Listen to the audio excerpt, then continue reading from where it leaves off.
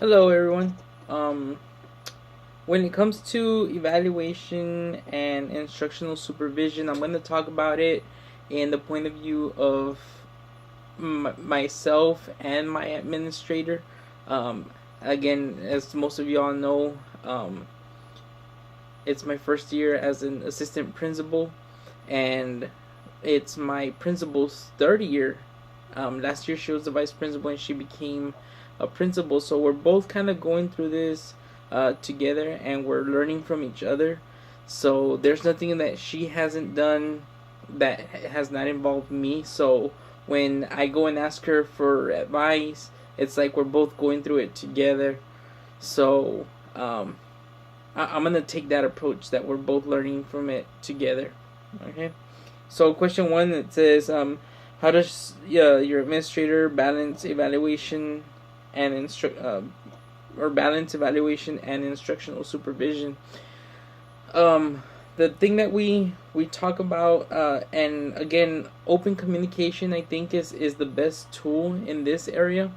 Um, when we talk about evaluation with our teachers, we always say that that's gonna go ahead and take part in the classroom. Now, the way we talk to our teachers is, um, I guess we're really open with them, and we talk to them that if we walk in with our Surface Pro or our iPad and we're actually checking off things, that is an evaluation tool. That is a walkthrough, and that's what we're looking for. But we normally announce at the beginning of the week.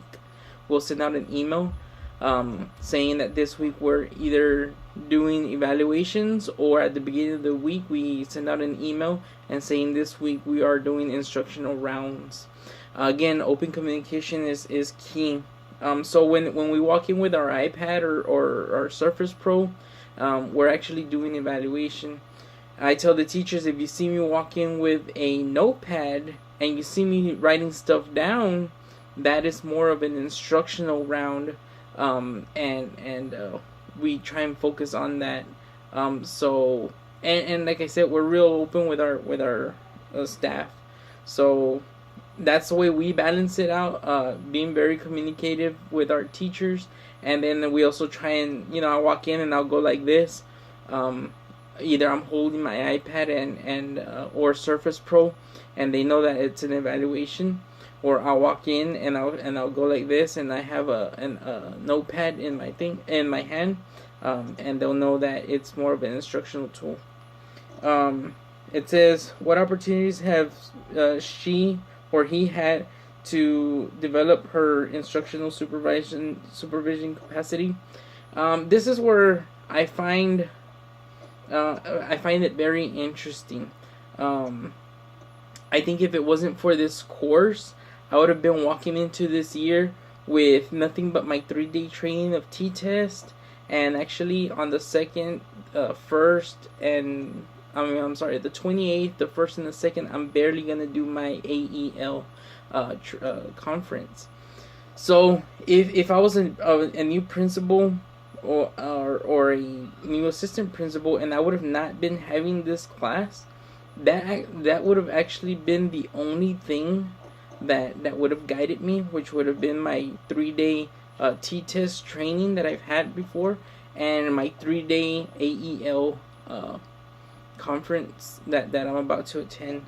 So I find that very interesting that you go to 2 conferences and 6 days period, and they expect you to kind of be an expert at this. The other things that have also helped me is that I'm being sent to the region. Our region is Region 20, and we've been doing our first year Campus Administrators Academy. We go once a month, and our instructor there helps us kind of go through things, and that's also been a help. But in reality, the biggest help that I've had is this particular class. I've gotten the evaluation sheets, the conference planning. All that has actually helped me more than the actual T-test training and other things that I've had. So that's the way I've been expanding my capacity. It says, what will I need in order to balance evaluation and supervision?